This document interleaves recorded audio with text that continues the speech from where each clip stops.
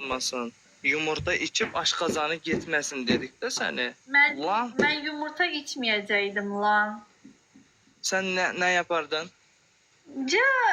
Şey değil, önemli değildi. Dejavu sağ olsun izleyicilerim koymadı. Ya bir şey değildi. Önemsiz idi.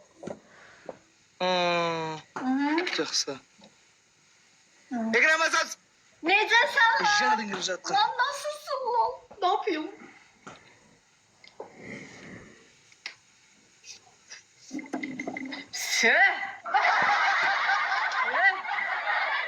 Ekrem Asas dostlar jadın gırjatqa jadlar.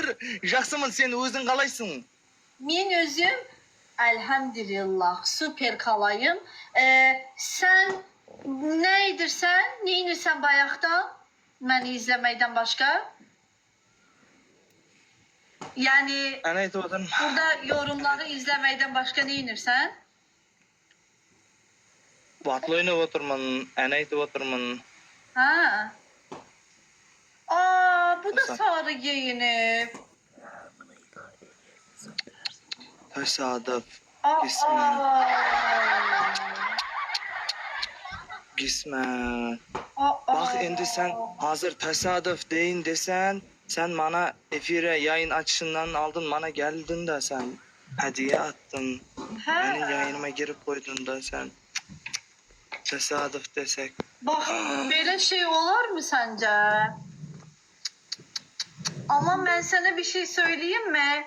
Ben senden önce yayın açmış mıydım? Sen açmıştın. Ben saat 10:30'da açtım ben. Ha. Ben neçede açtım? Sen derdin saatlarını ben 9:30'da açtım ben.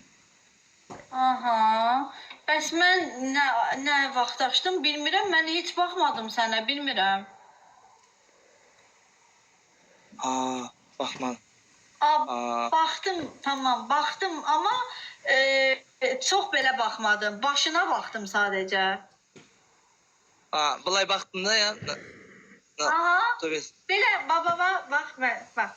Girdim yayınına. Girdim. Gördüm ki bassın orada. Belə basına baxdım.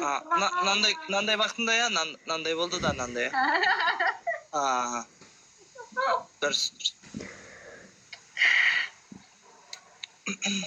Ama ondaki tam sarı değil. Əsl sarı məndəkidir. Bu oranjvi. Yok, oranjıvı da değil o. No oranjıvı. Bilem.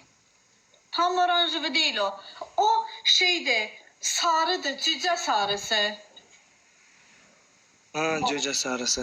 Hı. Sen minik cüce görmüşsən hayatında bu boyda. Tavuk pıt deyip cüce bu boyda.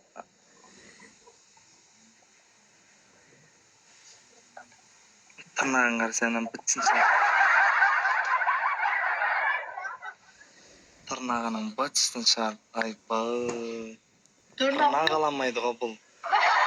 Ay bay. Batıştın şart ananın.